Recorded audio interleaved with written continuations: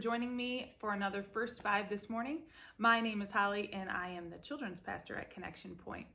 So at my house, we have tried all kinds of sports. However, hockey is one of those sports we haven't really dabbled in until last week. But we watched Mighty Ducks 1, 2, and 3, as well as Miracle in 4 nights. So the boys are definitely on a little bit of a hockey kick right now. So as I was watching Miracle, that was the only movie of this series that I hadn't seen, so I was paying a little bit closer attention than when we were watching the Mighty Ducks trilogy.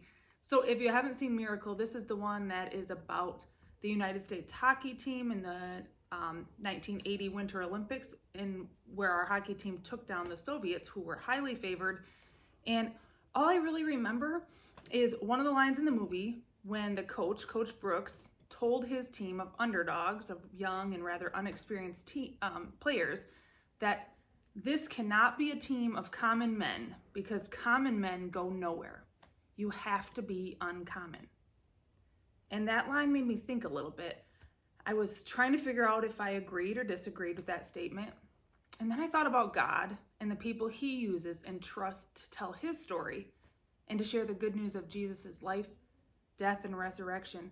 So in 1 Corinthians chapter 1, verse 26 through 31, Paul writes this to the church. Brothers, think of what you were when you were called. Not many of you were wise by human standards. Not many were influential. Not many were of noble birth. But God chose the foolish things of the world to shame the wise. God chose the weak things of the world to shame the strong.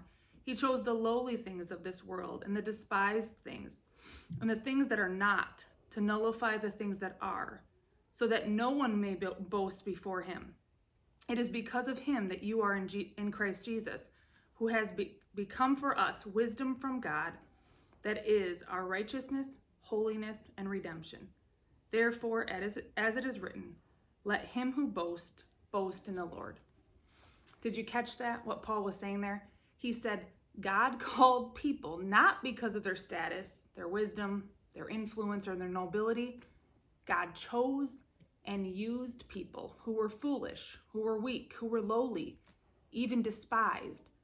And in that calling of the uncommon, we recognize the work that Jesus has done for us and in us. And as a result, we are made righteous and holy and redeemed through Christ. See, God uses common things and common people like shepherds, a teen girl from Nazareth, a carpenter, tax collectors, fishermen, to play a huge part of his story. He uses you and he uses me.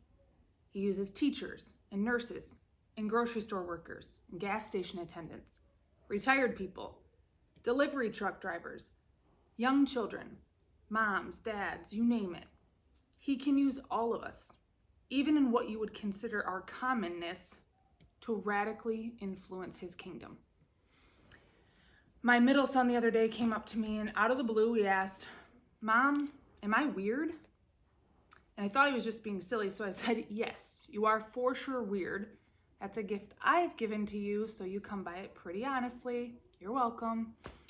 But then I saw that he was actually serious and he wanted a real answer. So then I said, I guess if by weird you mean different or unique, then absolutely you're weird. I would probably choose another word for that, but I guess that would do. But God made us all to be weird. He wants us to stick out for good reasons. And if other people think that's weird, then that's okay.